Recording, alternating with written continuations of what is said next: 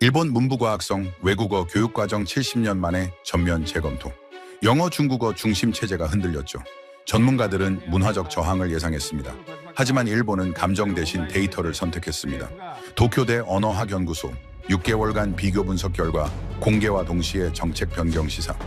HH가 긴급 특집을 편성했고 교육 시장이 요동쳤습니다.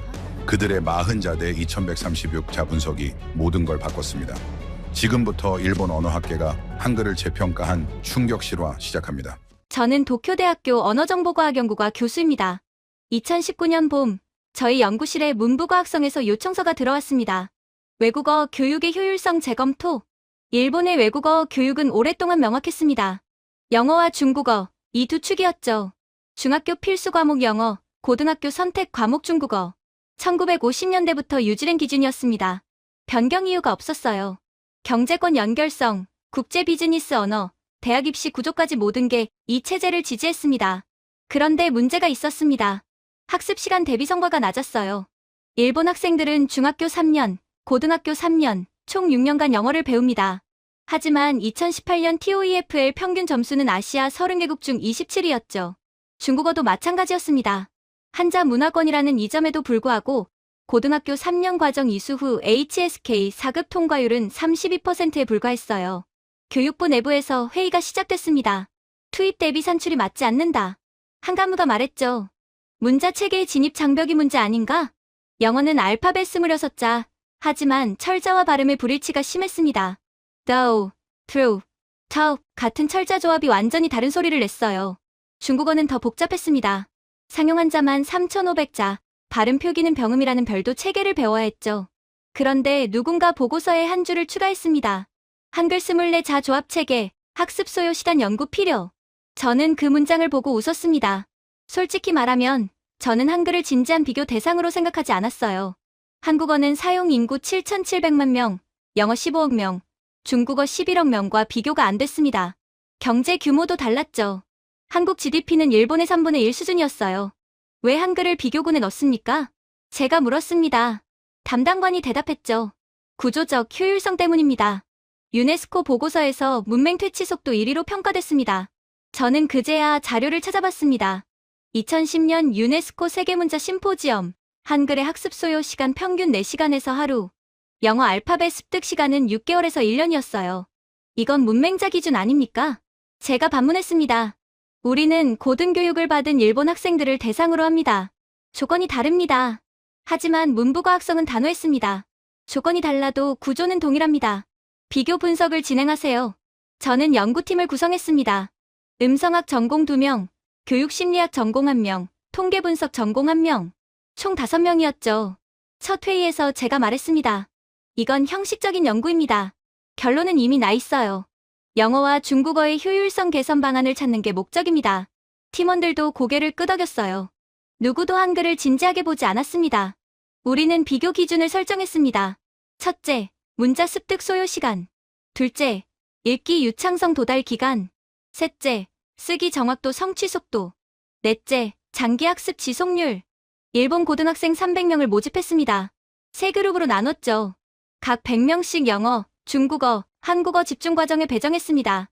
12주 프로그램이었어요. 주 5일, 하루 2시간씩 동일 조건이었습니다. 저는 한국어 그룹을 직접 관찰하기로 했습니다. 어차피 탈락률이 가장 높을 그룹이라고 생각했거든요. 첫날, 한국인 강사가 칠판에 한글 자음을 썼습니다. 기역, 니은, 디귿, 리을, 미음, 비읍, 시옷. 학생들이 따라 읽었어요. 저는 시계를 봤습니다. 자음 14개를 배우는데 걸린 시간 25분. 저는 속으로 코웃음을 쳤습니다. 단순 암기일 뿐이야. 조합 단계에서 무너질 거야. 하지만 다음 장면이 저를 멈추게 했습니다. 강사가 기역과 아를 결합했어요. 가. 학생들이 즉시 따라했습니다. 가, 나, 다, 라, 마. 조합 원리를 이해하는데 걸린 시간 15분. 저는 노트에 메모했습니다. 예상보다 빠름. 하지만 복잡한 받침 단계에서 막힐 것. 그날 수업이 끝난 후 저는 영어 그룹 교실로 갔습니다. 학생들은 여전히 알파벳 발음 규칙과 씨름하고 있었어요. A는 A인데 앞에서는 A예요. 왜죠? 강사가 설명했습니다. 영어는 철자와 발음이 불규칙합니다. 예외를 외워야 해요. 학생들의 표정이 어두워졌습니다. 저는 중국어 그룹으로 이동했습니다. 칠판에는 한자 20개가 빼곡했어요. 학생들은 필순을 반복해서 연습하고 있었습니다. 한 학생이 물었죠. 이 글자들의 발음은 어떻게 알아요? 강사가 대답했습니다. 병음을 별도로 외워야 합니다. 한자는 발음 정보를 담고 있지 않아요. 저는 연구실로 돌아왔습니다. 그날 밤, 저는 데이터를 정리하며 생각했습니다. 첫날은 우연이야. 장기 추적에서 차이가 날 거야. 하지만 제 확신은 3주 후 완전히 무너졌습니다. 3주차 중간평가 날이었습니다. 저는 회의실에 세 그룹의 테스트 결과를 펼쳐놓았어요. 영어 그룹 기초 단어 200개 중 평균 127개 습득, 중국어 그룹 한자 150자 중 평균 89자 인지 가능, 한국어 그룹 기본 음절 400개 중 평균 362개 읽기 성공. 저는 숫자를 다시 확인했습니다. 틀린 게 분명했어요. 데이터 검증했습니까? 제가 조교에게 물었습니다. 3번 확인했습니다. 한국어 그룹의 읽기 정확도가 90.5%입니다. 저는 직접 한국어 그룹 교실로 갔습니다. 무작위로 학생 5명을 선발했어요. 칠판에 문장을 썼습니다. 저는 도쿄대학교 학생입니다. 첫 번째 학생이 읽었습니다. 저는 도쿄다이가쿠 학생입니다. 다이가쿠를 일본어 발음으로 읽었지만 한글 자체는 정확히 해독했어요. 두 번째 학생. 저는 도쿄대학교 학생입니다. 도쿄를 도교로 읽었지만 역시 한글 인식은 완벽했습니다. 5명 모두 마찬가지였어요.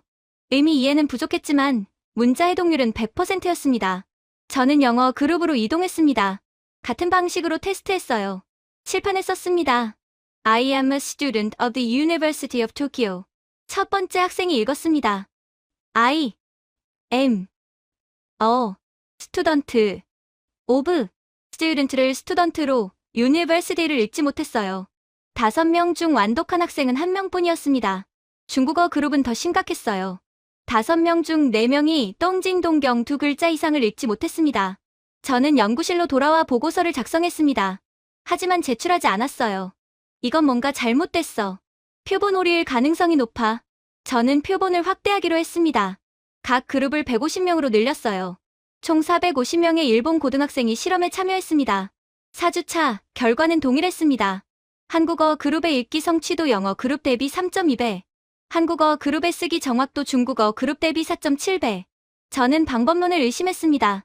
혹시 한국어 강사가 특별히 우수한 거 아닙니까? 저는 강사를 교체했어요. 새로운 강사, 같은 결과였습니다. 그럼 교재 문제입니까? 영어와 중국어 교재를 최신판으로 바꿨습니다. 한국어는 기초 교재 그대로 유지했어요. 결과는 변하지 않았습니다. 저는 연구팀 회의를 소집했습니다. 이 데이터를 어떻게 해석해야 합니까? 음성학 전공 연구원이 말했습니다. 한글의 자소음소 대응률이 거의 100%입니다. 영어는 60% 수준이에요. 교육심리학 전공 연구원이 추가했어요. 인지 부담이 다릅니다. 한글은 보면 바로 소리가 나오지만 영어는 철자 규칙을 별도로 기억해야 해요. 통계분석 전공 연구원이 그래프를 보여줬습니다. 학습 곡선의 기울기가 완전히 다릅니다. 한국어는 초기 2주간 급상승 후 완만해지고 영어는 초기 4주간 완만한 상승이 계속돼요. 저는 그래프를 오래 들여다봤습니다. 한국어 2주차 60% 도달, 4주차 85% 도달, 영어 2주차 25% 도달, 4주차 40% 도달. 그때 한 연구원이 조심스럽게 말했습니다.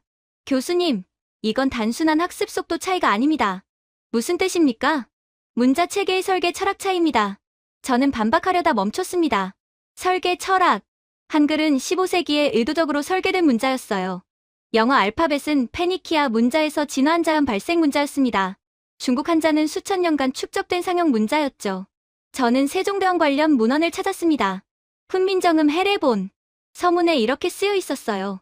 나라의 말이 중국과 달라 한자와 서로 통하지 않으니 어리석은 백성이 말하고자 하는 바가 있어도 제 뜻을 펴지 못하는 사람이 많다. 내가 이를 딱하게 여겨 새로 28글자를 만드니 저는 새로 만든이라는 표현에 밑줄을 그었습니다. 기존 문자를 차용한 게 아니라 새로 설계했다. 저는 해례본의 제자 원리를 읽었습니다. 기역은 혀뿌리가 목구멍을 막는 모양을 본떴고, 이은은 혀가 위신몸에 닿는 모양을 본떴고, 자음은 발음 기관의 모양을 형상화했습니다. 모음은 천지인 삼재사상을 기반으로 조합했습니다. 저는 책을 덮었습니다. 그리고 조용히 인정했어요. 이건 과학이야. 다음 날 저는 문부과학성의 중간보고를 제출했습니다. 담당관이 보고서를 읽더니 물었습니다. 결론이 뭡니까? 저는 대답했습니다. 한글의 학습 효율성이 예상을 초과합니다. 얼마나? 영어 대비 3배, 중국어 대비 4배 이상입니다. 담당관이 눈썹을 치켜 올렸어요. 이 데이터를 신뢰할 수 있습니까? 표본을 2번 확대했고 강사와 교재를 교체해도 결과는 동일했습니다. 담당관이 잠시 침묵했습니다. 그리고 말했죠. 계속하세요. 12주 완료까지. 저는 연구실로 돌아왔습니다. 하지만 저는 불편했어요. 이 결과를 인정하면 70년간 유지된 일본의 외국어 교육 정책이 흔들립니다. 저는 발레를 찾기 시작했습니다. 분명히 한국어에 약점이 있을 거야. 복잡한 문법, 경어 체계, 실용성 부족. 하지만 연구 목적은 문자 습득 효율성이었어요. 문법이나 실용성은 평가 범위가 아니었습니다. 6주차, 저는 학생들의 학습 만족도 조사를 실시했습니다. 한국어 그룹 평균 8점, 2점 10점 만점. 영어 그룹 평균 5.7점. 중국어 그룹 평균 4.9점. 학생들의 자유 의견을 읽었습니다. 한글은 배우면 배울수록 쉬워져요. 규칙이 명확하거든요. 영어는 예외가 너무 많아요. 외울 게 끝이 없어요. 한자는 아름답지만 하나하나가 독립적이라 연결이 안 돼요. 저는 의견서를 책상 위에 놓았습니다. 그리고 창밖을 봤어요. 도쿄대 캠퍼스에는 벚꽃이 지고 있었습니다. 저는 생각했습니다. 데이터는 거짓말을 하지 않아. 하지만 나는 아직 받아들일 준비가 안 됐어. 바로 그때 연구원 한 명이 급히 들어왔습니다. 교수님, 8주 차 읽기 유창성 테스트 결과 나왔습니다. 저는 결과지를 받았습니다. 한국어 그룹 분당 평균 95음절 읽기 성공. 영어 그룹 분당 평균 42단어 읽기 성공. 중국어 그룹 분당 평균 28자 읽기 성공. 저는 숫자를 늘어봤습니다. 그리고 조용히 중얼거렸어요. 이건 단순한 효율성 차이가 아니야. 완전히 다른 차원이야. 9주차, 저는 최종평가 설계에 들어갔습니다. 하지만 예상치 못한 변수가 나타났어요. 학생들의 자발적 학습 시간이었습니다. 저희는 공식 수업 외 학습 시간을 기록하지 않았어요. 그런데 한 조교가 보고했습니다. 교수님, 한국어 그룹 학생들이 도서관에서 추가 학습을 하고 있습니다. 얼마나? 주당 평균 5시간 이상입니다. 저는 놀랐습니다. 누가 시킨 것도 아니었어요. 저는 직접 확인하러 갔습니다. 도쿄대 중앙도서관 3층, 오후 7시. 한국어 그룹 학생 12명이 모여 있었어요. 한 학생이 한국 드라마를 보고 있었습니다. 자막 없이. 무슨 내용인지 알아듣습니까? 제가 물었습니다. 학생이 대답했어요.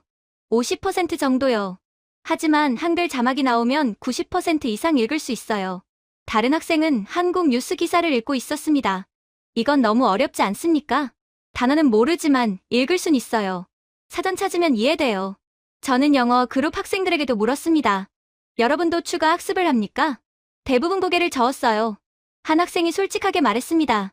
영어는 수업만으로도 벅차요. 더 공부하고 싶은 생각이 안 들어요. 중국어 그룹은 더 극명했습니다. 추가 학습을 하는 학생이 단 3명뿐이었어요. 저는 데이터를 정리했습니다.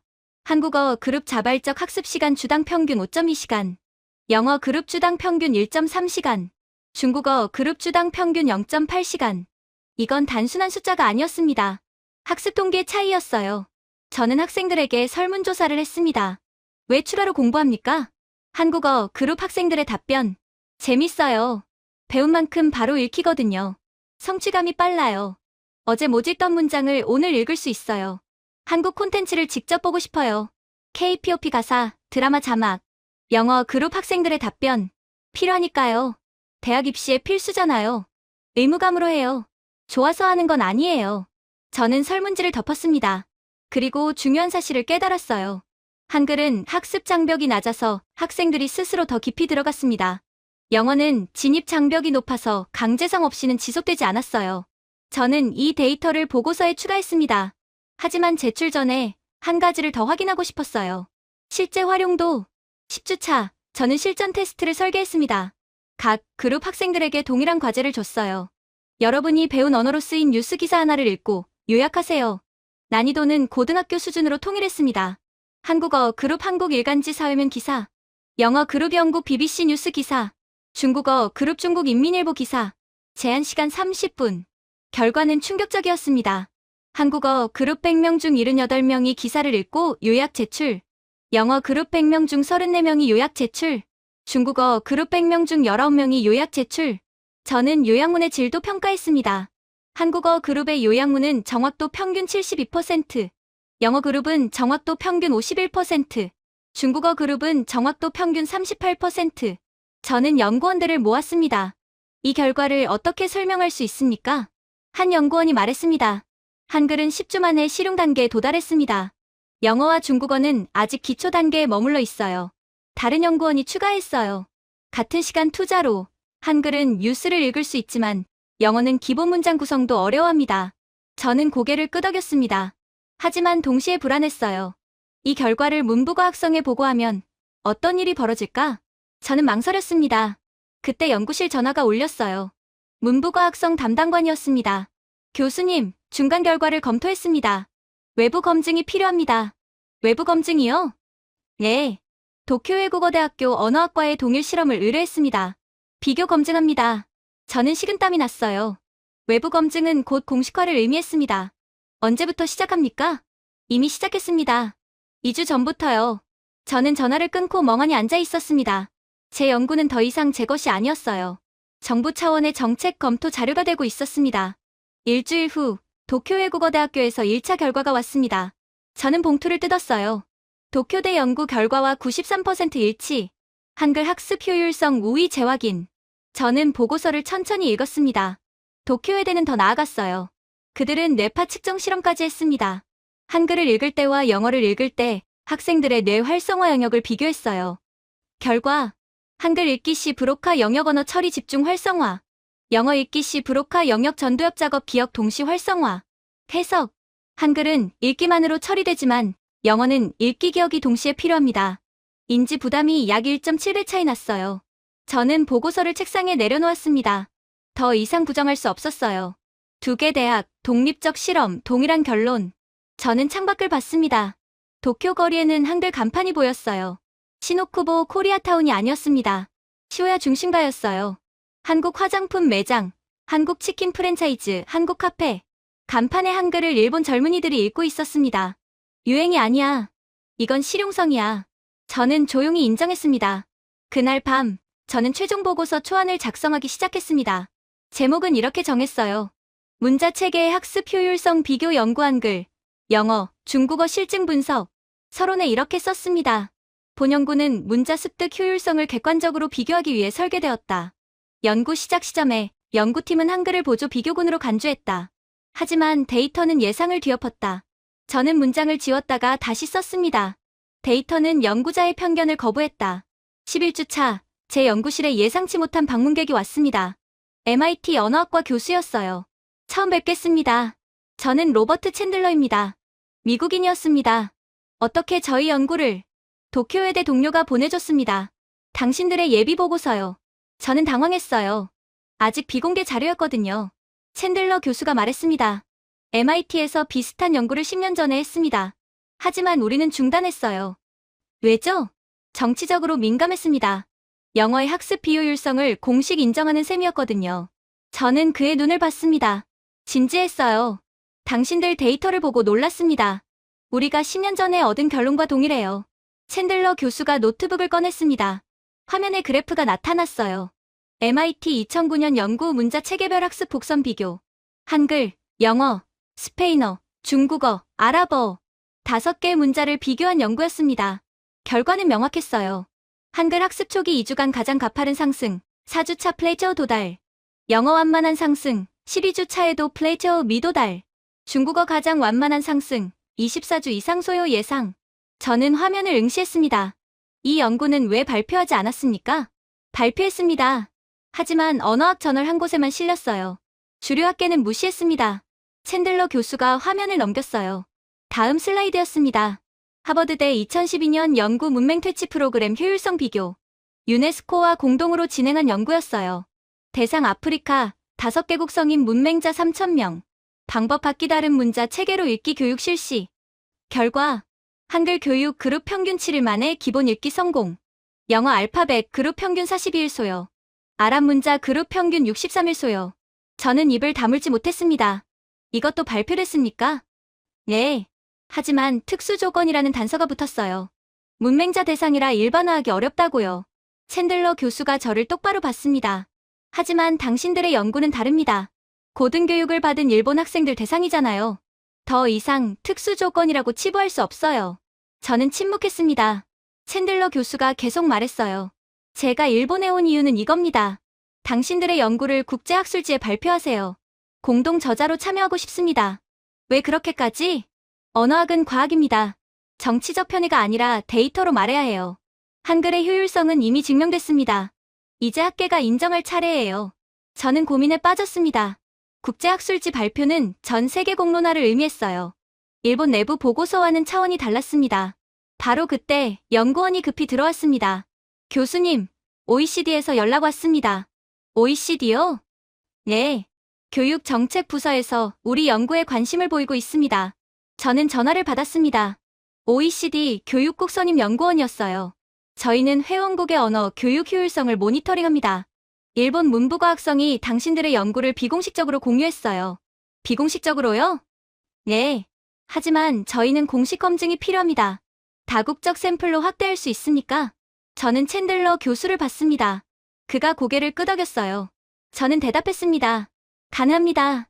2주 후 연구는 국제 컨소시엄으로 확대됐습니다. 참여기관, 도쿄대학교 일본, MIT 미국, 옥스퍼드대학교 영국, 베이징대학교 중국, 서울대학교 한국, 총 표본 2,500명 5개국 고등학생, 기간 12주, 목적 문자 체계의 보편적 학습 효율성 비교. OECD는 연구 설계를 표준화했습니다. 모든 국가에서 동일한 교재, 동일한 평가 도구, 동일한 시간 배분. 저는 일본 측 책임자가 됐어요. 12주 차, 최종 결과가 나왔습니다. 저는 화상회의로 5개국 연구진과 연결됐습니다.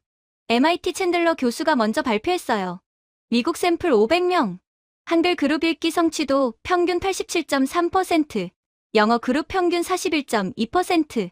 옥스퍼드대 교수가 이어갔습니다. 영국 샘플 500명. 결과 동일. 한글 그룹 83.9%, 영어 그룹 38.7%. 베이징대 교수. 중국 샘플 500명. 한글 그룹 89.1%, 중국어 그룹 35.4%. 서울대 교수. 한국 샘플 500명. 영어 그룹 39.2%, 한글은 모국어라 비교 불가. 저는 일본 데이터를 발표했습니다. 일본 샘플 500명.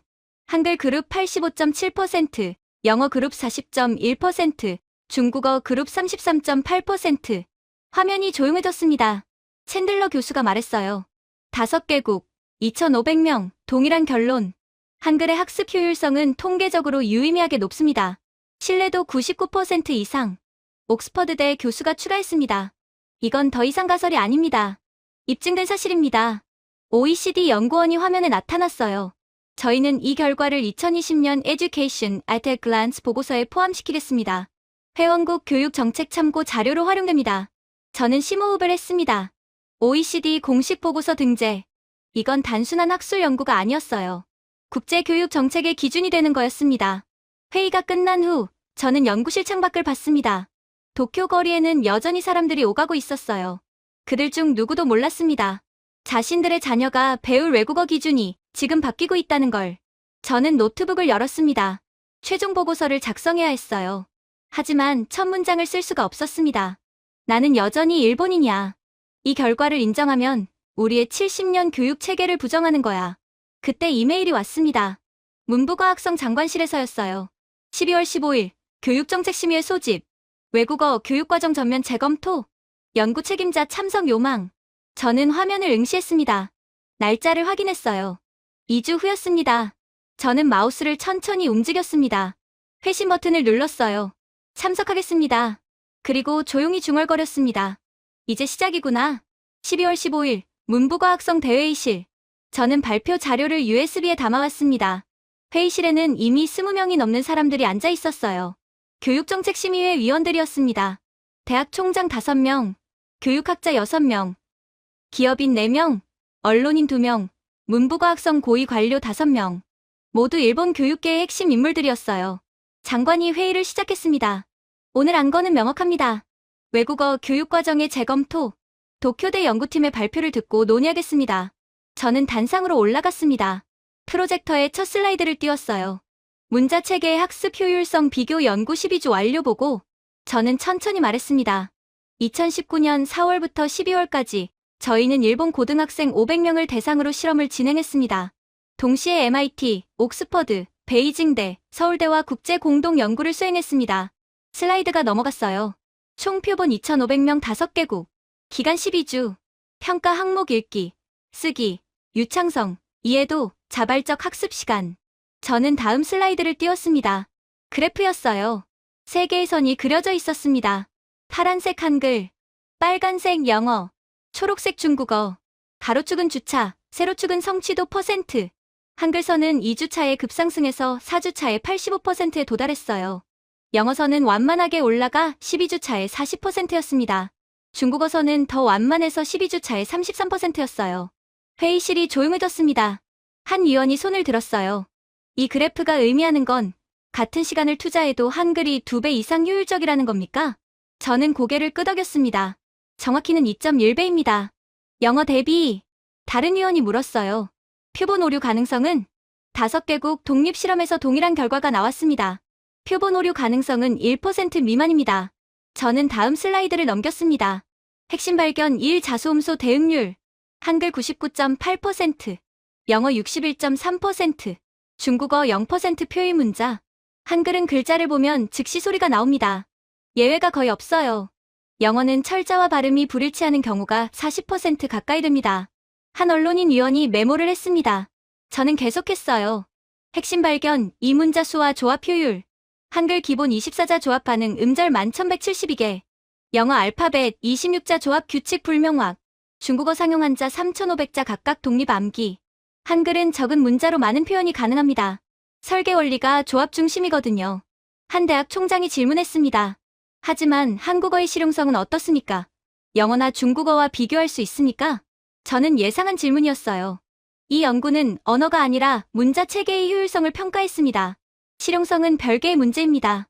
그럼 결국 영어를 배워야 하는 거 아닙니까? 저는 다음 슬라이드를 띄웠습니다. 핵심 발견 3 학습 동기 지속률. 한글 그룹 12주차 참여율 94.2%, 자발적 학습 시간 주당 5.2시간. 영어 그룹 12주차 참여율 78.3%, 자발적 학습 시간 주당 1.3시간. 학생들은 성취감을 빨리 느낄수록 스스로 더 공부합니다. 한글은 진입 장벽이 낮아서 학습 의욕이 유지돼요. 저는 잠시 멈췄습니다. 그리고 가장 중요한 슬라이드를 띄웠어요. 결론 외국어 교육 전략의 재설계. 제한 1 한글을 제2외국어 선택 과목에 정식 포함. 제한 2 영어 교육 방법론 개선, 한글의 체계성을 참고. 제한 3 문자 학습 단계와 언어 활용 단계의 분리. 회의실이 술렁였습니다. 한 위원이 강하게 반발했어요. 한글을 정식 과목으로? 이건 70년 교육 체계를 뒤집는 겁니다. 저는 침착하게 대답했습니다. 뒤집는 게 아니라 확장하는 겁니다. 영어는 여전히 필수입니다. 하지만 학생들에게 선택지를 주자는 거예요. 다른 위원이 물었습니다. 한글을 배우면 뭐가 달라집니까? 구체적으로. 저는 사례를 준비해왔어요. 시험 참가 학생 중 한 명은 이렇게 말했습니다. 한글을 배운 후 영어가 더 쉬워졌어요. 문자 체계의 원리를 이해하게 됐거든요. 저는 화면을 바꿨습니다. 학생 인터뷰 영상이었어요. 한 여학생이 나왔습니다. 저는 영어를 6년간 배웠지만 여전히 어려웠어요. 그런데 한글은 2주 만에 읽을 수 있었어요. 이게 가능하다는 걸 알게 된 후 영어 공부 방식을 바꿨어요. 암기가 아니라 원리로 접근하기 시작했죠. 영상이 끝났습니다. 한 기업인 위원이 말했어요. 실용적 관점에서 봅시다. 우리 기업들은 한국과 교류가 많습니다. 삼성, LG, 현대 모두 일본 시장의 주요 파트너예요. 직원들이 한국어를 할 수 있다면 비즈니스 효율이 올라갑니다. 다른 위원이 반박했습니다. 하지만 글로벌 표준은 여전히 영어 아닙니까? 저는 마지막 슬라이드를 띄웠습니다. OECD 로고가 떴어요. Education at a Glance 2020 예정 수록 내용. OECD는 이 연구 결과를 내년 보고서에 포함시킵니다. 문자 체계의 학습 효율성이라는 새로운 평가 지표를 만들어요. 한글이 1위로 기록될 겁니다. 회의실이 다시 조용해졌습니다. 장관이 입을 열었어요. 교수님, 솔직히 물어보겠습니다. 이 연구를 시작할 때 이런 결과를 예상했습니까? 저는 잠시 망설였습니다. 그리고 정직하게 대답했어요. 아니요. 저는 한글을 보조 비교군으로 생각했습니다. 결론은 이미 나 있다고 확신했어요. 하지만 데이터가 저를 바꿨습니다. 어떻게 바꿨습니까? 저는 이제 압니다. 좋은 문자 체계는 학습자를 배려한 설계에서 나온다는 걸. 한글은 500년 전에 이미 그걸 실현했어요. 장관이 고개를 끄덕였습니다. 위원 여러분, 질문 더 있습니까? 아무도 손을 들지 않았어요. 장관이 말했습니다. 2주 후 재논의하겠습니다. 그 전에 각자 이 자료를 검토하세요. 회의가 끝났습니다. 저는 자리에서 일어났어요. 복도로 나왔을 때 한 위원이 다가왔습니다. 교토대학교 총장이었어요. 교수님, 용기 있는 발표였습니다. 감사합니다. 하지만 조심하세요. 이 결과를 인정하면 많은 사람들이 불편해할 겁니다. 저는 그의 눈을 봤습니다. 하지만 사실은 사실입니다. 총장이 씁쓸하게 웃었어요. 사실이 항상 환영받는 건 아니에요. 저는 건물을 나왔습니다. 도쿄 거리는 크리스마스 조명으로 반짝이고 있었어요. 저는 휴대폰을 꺼냈습니다. 챈들러 교수에게 문자를 보냈어요. 발표 완료. 반응은 복잡합니다. 1분 후 답장이 왔습니다. 당연합니다. 당신은 70년 관성과 싸우고 있어요. 하지만 데이터는 당신 편입니다. 저는 휴대폰을 주머니에 넣었습니다. 그리고 하늘을 올려다봤어요. 이제 정말 시작이구나. 발표 다음 날, 저는 예상치 못한 전화를 받았습니다. NHK 시사 프로그램 프로듀서였어요. 교수님, 어제 문부과학성회의 내용이 언론에 유출됐습니다. 뭐라고요? 오늘 아침 아사히 신문 일면입니다. 확인해보세요. 저는 서둘러 신문을 펼쳤어요. 헤드라인이 보였습니다. 한글, 영어보다 2배 효율적. 일본 교육계 충격. 부제가 있었어요.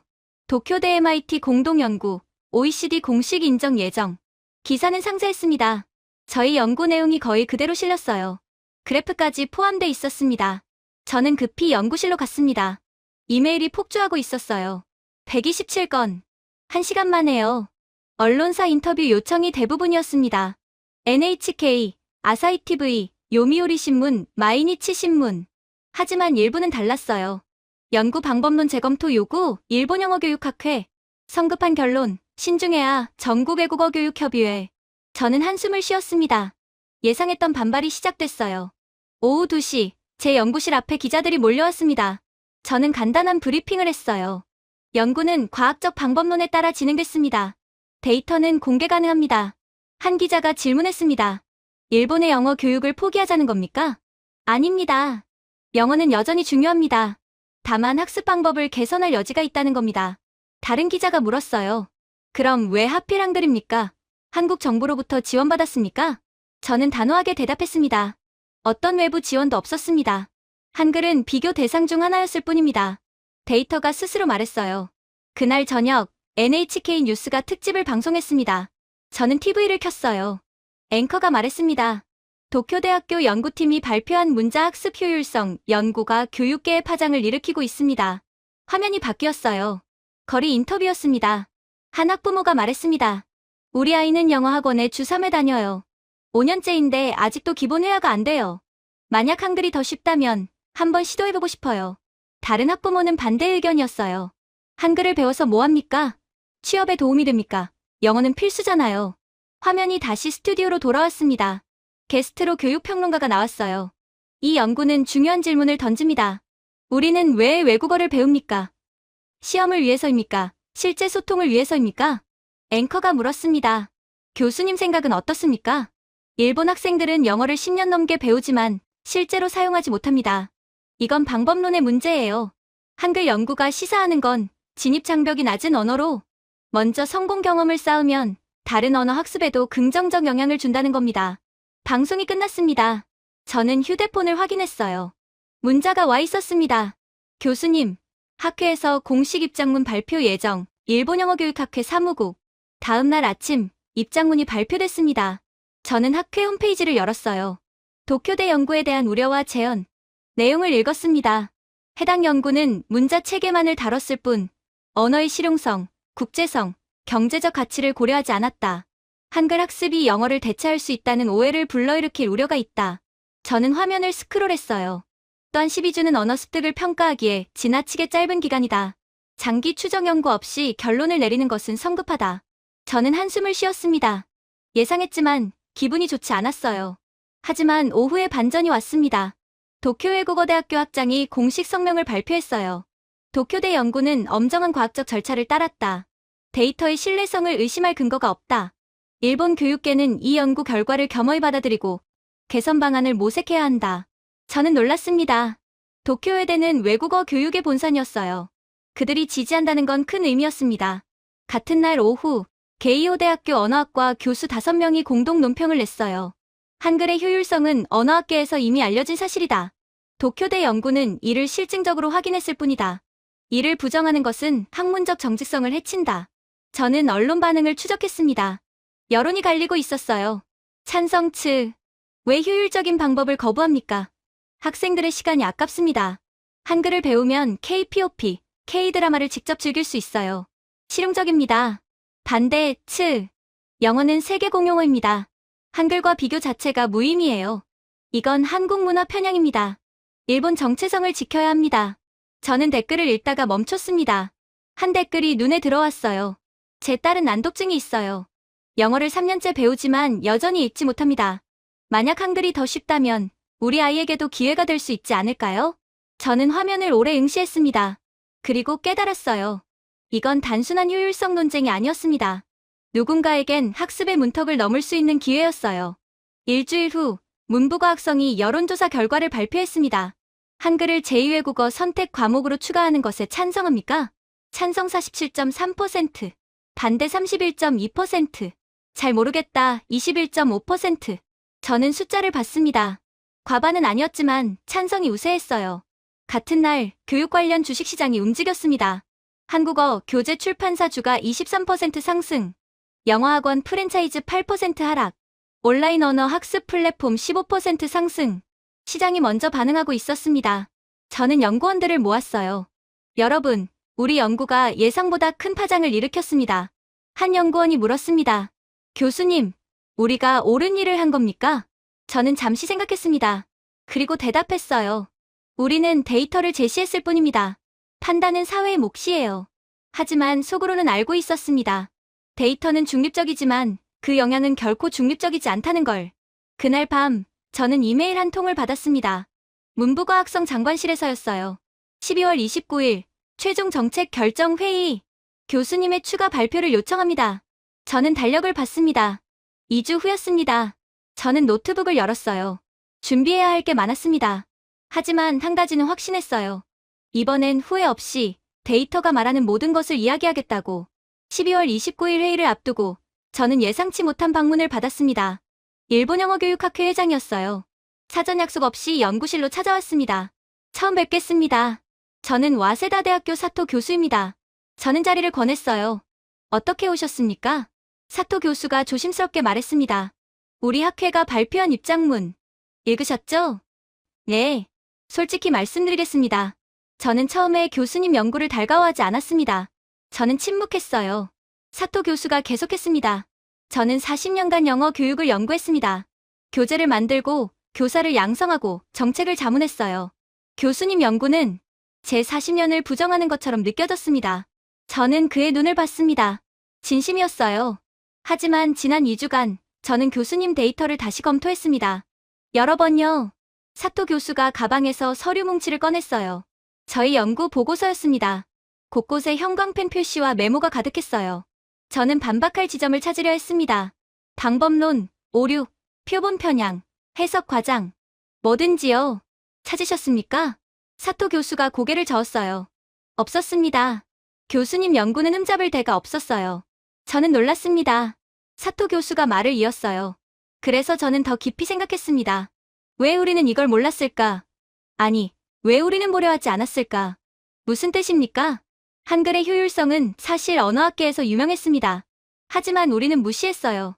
왜냐하면 인정하고 싶지 않았거든요. 사토 교수가 창밖을 봤습니다. 일본은 메이지 유신 이후 서구화를 추구했습니다. 영어는 그 상징이었어요. 영어를 잘하는 것이 곧 선진화였죠. 그런데 한국의 문자가 더 효율적이라니 감정적으로 받아들이기 어려웠습니다. 저는 조용히 들었어요. 하지만 저는 교육자입니다. 제 감정보다 학생들의 학습이 우선이에요. 그래서 결론을 내렸습니다. 사토 교수가 저를 똑바로 봤습니다.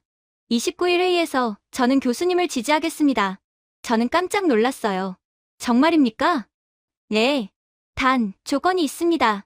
무엇입니까? 한글 교육을 영어를 대체하는 게 아니라 보완하는 것으로 포지셔닝해주세요. 한글로 문자 학습의 원리를 배우고 그걸 영어에 적용하는 거예요. 저는 고개를 끄덕였습니다. 이미 그렇게 생각하고 있었습니다. 사토 교수가 안도의 표정을 지었어요. 그럼 함께 싸웁시다.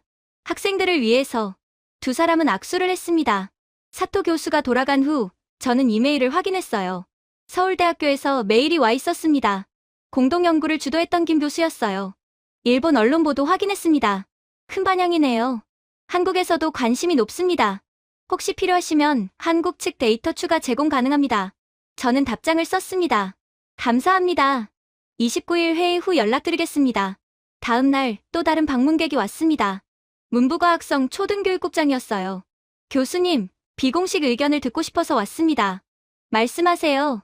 만약 한글이 정식 과목으로 채택되면 교사는 어떻게 확보합니까? 저는 준비한 자료를 꺼냈어요. 일본 내 한국어 강사 자격증 소지자 약 3,200명, 제1한국인 2세, 3세 중 이중언어 구사자 약 8,000명. 충분한 인력풀이 있습니다. 교재는요? 한국정부 산하 세종학당재단이 이미 표준 교재를 개발했습니다. 일본어판도 존재해요. 도입 즉시 사용 가능합니다. 국장이 고개를 끄덕였어요. 실행 가능성이 있군요. 네. 오히려 영어보다 쉽습니다. 영어는 원어민 강사가 필요하지만 한글은 체계적 교육만으로도 충분하거든요. 국장이 메모를 했습니다. 한 가지 더 물어보겠습니다. 중국의 반응은 어떨 것 같습니까? 저는 잠시 생각했어요. 중국은 복잡할 겁니다. 자국 문자의 우월성을 강조하였으니까요.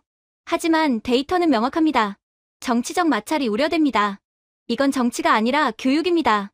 학생들의 학습 효율이 목적이에요. 국장이 일어섰어요. 29일 회의 잘 부탁드립니다. 12월 28일 회의 전날 밤이었습니다. 저는 발표 자료를 마지막으로 점검했어요. 그때 연구원이 급히 들어왔습니다. 교수님, 큰일입니다. 무슨 일입니까? 중국 교육부가 성명을 발표했습니다. 저는 화면을 확인했어요. 중국 교육부 공식 홈페이지였습니다. 일본의 한글 교육 도입 움직임에 대한 우려. 내용을 읽었습니다. 한자는 5,000년 역사를 가진 문자 체계이다. 단순히 학습 속도만으로 문자의 가치를 평가하는 것은 문화적 깊이를 무시하는 처사다. 일본은 신중해야 한다. 저는 한숨을 쉬었어요. 예상했던 반응이었습니다. 하지만 다음 문장이 놀라웠어요. 중국 교육부는 자체적으로 문자 학습 효율성 연구를 진행할 것이다. 객관적 비교를 통해 한자의 우수성을 입증하겠다. 저는 웃음이 나왔습니다. 결국 그들도 데이터로 싸우겠다는 거군. 연구원이 물었어요. 교수님, 이거 문제되는 거 아닙니까? 아니요. 오히려 좋은 신호예요. 감정이 아니라 과학으로 대응하겠다는 거니까요. 다음 날 아침 29일 회의 당일이었습니다. 저는 일찍 회의실에 도착했어요. 이번엔 참석자가 더 많았습니다. 35명, 교육부 장관, 차관, 국회의원 3명, 대학 총장 8명, 기업인 5명, 언론인 4명, 학부모 대표 2명, 그리고 사토 교수. 회의가 시작됐습니다. 장관이 말했어요. 오늘은 최종 결정입니다. 도쿄대 연구팀의 추가 발표를 듣고 표결하겠습니다. 저는 단상으로 올라갔습니다. 첫 슬라이드를 띄웠어요. 한글 교육 도입 3단계 로드맵 1단계 2020년 9월 시범학교 신고 선정 선택 과목으로 한글 개설 2단계 2021년 결과 평가 후 전국 확대 여부 결정 3단계 2022년 정식 제2외국어 과목 편입. 저는 다음 슬라이드로 넘어갔어요. 기대 효과. 첫째, 학생들의 언어 학습 자신감 향상. 둘째, 문자 체계 이해를 통한 영어 학습 효율 개선. 셋째, 한일 문화 교류 활성화. 한 국회의원이 손을 들었습니다. 예산은 얼마나 필요합니까? 시범 사업 기준, 연간 약 15억 엔. 전국 확대 시 약 80억 엔입니다. 기존 영어 교육 예산은 몇 %입니까? 약 3%입니다. 회의실이 술렁였어요. 생각보다 적었거든요. 사토 교수가 발언권을 요청했습니다. 저는 일본 영어교육학회를 대표해서 말씀드립니다. 처음엔 이 연구를 반대했습니다. 하지만 데이터를 검증한 결과 과학적으로 타당하다고 판단했습니다. 학회는 이 정책을 지지합니다. 저는 놀랐어요. 공개석상에서의 공식 지지였습니다. 장관이 말했습니다. 그럼 표결하겠습니다. 한글을 제2외국어 시범 과목으로 도입하는 것에 찬성하시는 분 28명이 손을 들었습니다. 반대 4명, 기권 3명, 장관이 선언했어요. 가결됐습니다. 2020년 9월부터 시범 사업을 시작합니다. 2020년 9월 1일 도쿄도립 시부야 고등학교. 저는 첫 시범 수업을 참관하러 왔습니다. 교실에는 25명의 학생이 앉아 있었어요. 모두 자발적으로 신청한 학생들이었습니다. 한국인 강사가 칠판에 섰어요. 여러분, 안녕하세요. 오늘부터 12주간 함께 한글을 배웁니다. 학생들이 대답했습니다. 잘 부탁드립니다. 강사가 칠판에 자음을 쓰기 시작했어요. 기역, 니은, 디귿. 저는 교실 뒤에서 지켜봤습니다. 1년 전 실험실 풍경이 떠올랐어요. 하지만 이번엔 달랐습니다. 이건 실험이 아니라 현실이었어요. 수업 25분 후, 학생들은 이미 기본 자음을 읽고 있었습니다. 한 학생이 손을 들었어요. 선생님, 이게 정말 다예요? 이것만 외우면 한글을 읽을 수 있어요? 강사가 웃으며 대답했습니다. 네, 자음 14개, 모음 10개, 총 24개만 알면 모든 한글을 읽을 수 있어요. 학생들이 웅성거렸어요. 영어보다 훨씬 간단하네. 이거 재밌는데요? 저는 미소를 지었습니다. 수업이 끝난 후, 저는 학생들과 간단한 인터뷰를 했어요. 왜 한글을 선택했습니까? 한 남학생이 대답했습니다. 저는 K-pop 팬이에요. 방탄소년단 가사를 직접 읽고 싶었어요. 여학생이 말했어요. 저는 영어가 너무 어려웠어요. 6년 배웠는데도 자신이 없었죠. 한글은 쉽다고 해서 도전해봤어요. 다른 학생이 추가했습니다. 제 친구가 한국 드라마 보는데 자막 없이 보더라고요. 부러웠어요. 저는 메모를 했습니다. 동기가 다양했어요. K 컨텐츠, 학습 자신감, 호기심. 하지만 공통점이 있었습니다. 모두 자발적이었어요. 3개월 후 첫 번째 평가 결과가 나왔습니다. 시범학교 쉰곳, 학생 1250명, 평균 읽기 성취도 82.7%, 평균 만족도 8점, 5점 10점 만점, 중도 포기율 3.2%, 영어 선택 과목의 중도 포기율은 18%였어요. 저는 보고서를 문부과학성에 제출했습니다. 하지만 더 중요한 변화가 있었어요. 학생들의 영어 성적이 동반 상승하기 시작했습니다. 한글을 배운 학생들의 영어 성적을 추적했어요. 12주 후 영어 성적 변화. 한글 학습자 평균 12.3점 상승 100점 만점. 비학습자 평균 3.7점 상승. 저는 이 데이터를 보고 확신했습니다. 한글 학습이 메타인지 능력을 향상시켰어요. 학생들이 문자 체계라는 개념을 이해하게 되면서 영어를 바라보는 방식이 바뀐 거였습니다.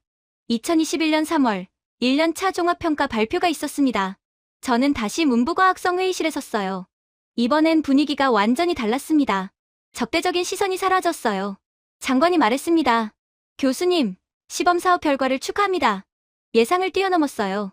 저는 고개를 숙였습니다. 학생들의 노력 덕분입니다. 한 위원이 질문했어요. 2단계 확대 계획은 어떻게 됩니까? 2021년 9월부터 시범학교를 200곳으로 확대합니다. 동시에 교사 양성 프로그램을 시작합니다. 최종 목표는요? 저는 슬라이드를 띄웠습니다. 2025년 비전 한글을 모든 고등학교 제2외국어 정식 과목으로 편입. 영어, 중국어, 한국어, 프랑스어, 독일어. 학생들이 자유롭게 선택. 회의실이 조용해졌어요. 한 대학 총장이 말했습니다. 이건 단순한 과목 추가가 아닙니다. 일본 외국어 교육의 패러다임 전환입니다. 저는 고개를 끄덕였어요. 맞습니다. 우리는 왜 외국어를 배우는가라는 근본적 질문에 답해야 합니다. 시험을 위해서가 아니라 소통과 이해를 위해서죠. 회의가 끝난 후 저는 건물 밖으로 나왔습니다. 봄바람이 불고 있었어요. 휴대폰이 울렸습니다. MIT 챈들러 교수였어요. 축하합니다, 교수님. 뉴스 봤어요. 감사합니다. 이제 미국 차례예요. 저도 비슷한 시범 프로그램을 제안하고 있습니다. 저는 놀랐어요. 정말입니까? 네. 당신들의 데이터가 설득력을 줬어요. 캘리포니아주 교육청이 관심을 보이고 있습니다.